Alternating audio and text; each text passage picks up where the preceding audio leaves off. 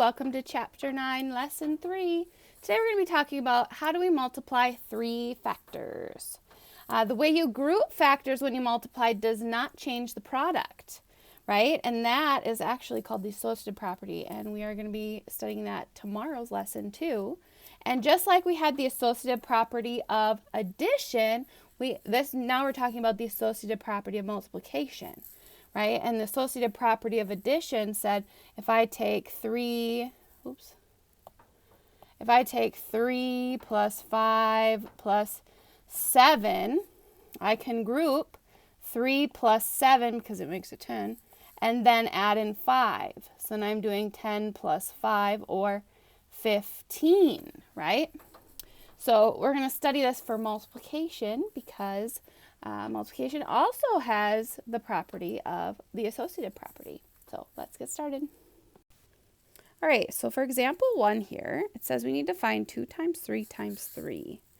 And what we want to do here is we want to do 2 times 3 first and then multiply by 3. So what would this look like if we were using counters for something like this? So 2 times 3, notice we've got 2 groups of 3, right? But then I need to multiply my 2 groups of 3 by 3. So this would be 1, 2, 3. So if I was going to draw this out, let's do yellow since we did yellow here. I would need 3 counters. 1, 2, 3, 1, 2, 3, and 1, 2, 3. I just think this is a really good visual for us to see what would it actually look like if I was doing multiplying 2 by 3 and then multiplying that by 3, right? So really we have 3 2 times 3's, don't we? We have 3 of them. 1, 2, 3. So the way we're probably going to solve most of them is just multiplying, right? 2 times 3 is 6. Bring down your 3. 6 times 3 is 18. So that means 2 times 3 times 3 is worth 18.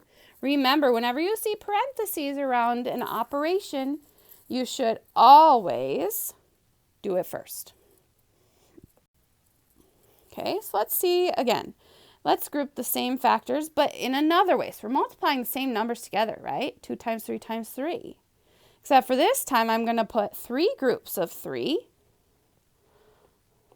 1, 2, 3, 1, 2, 3, 1, 2, 3, 1, 2, 3, 1, 2, 3. And then I'm going to multiply 3 groups of 3 by 2. Okay? So I have 3 groups of 3, or 2 times 9. So that's what I'm going to do. 3 times 3 is 9. Bring down your 2, bring down your multiplying sign. 2 times 9 is 18. Did we get the same answer? Yeah, we did. So this is proving our associative property of multiplication, isn't it? Doesn't matter how I group the factors as long as they're all being multiplied together. It is also 18. Either way you group the factors, the product is 18. Remember, product is just describing the answer to a multiplication problem. Just like sum talks about the answer to an addition problem, difference is subtraction, and quotient. Let me spell that one out for you. Q-U-O-T-I-E-N-T. Quotient is the answer to a division problem. Okay, so we're adding all these vocabulary words, which I absolutely love. Okay, so if we're going to find each product here, we are looking for our parentheses, which mean do it first. 3 times 1 is 3. I'm also looking at page 517 here. Bring down the times, bring down the 2. 3 times 2 is 6. So the product for this is 6. Okay, let's see. 2 times 2 is 4. Bring down your multiplying sign. Bring down your 5. 4 times 5 is 20. Now, even if you are able to do this in your head, I need you to practice showing your work this way. Okay, find each product. I'm going to have to write small here. 6 times 1 is 6 times 3.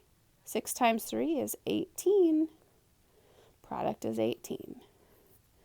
Look at this though. 5 times 2, that's 10. 10 times 3 is 30. There we go. Sorry, page 518, 518. I want to do a few examples. So when you get to them in your independent practice, you know what you're doing.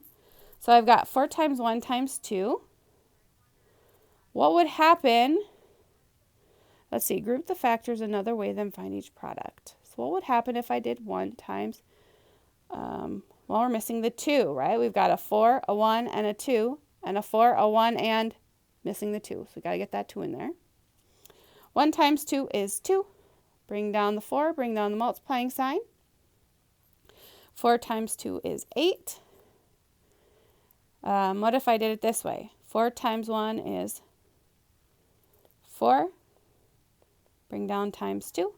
4 times 2 is 8. We got the same answer. Okay, let's try it again. 2 times 6 is 12. Bring down times 2.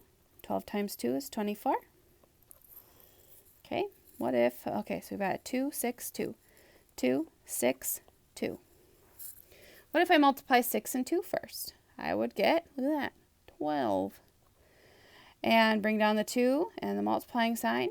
2 times 12 is 24. There we go. We got the same product each time. So if you don't get the same product each time, what do you think you should do?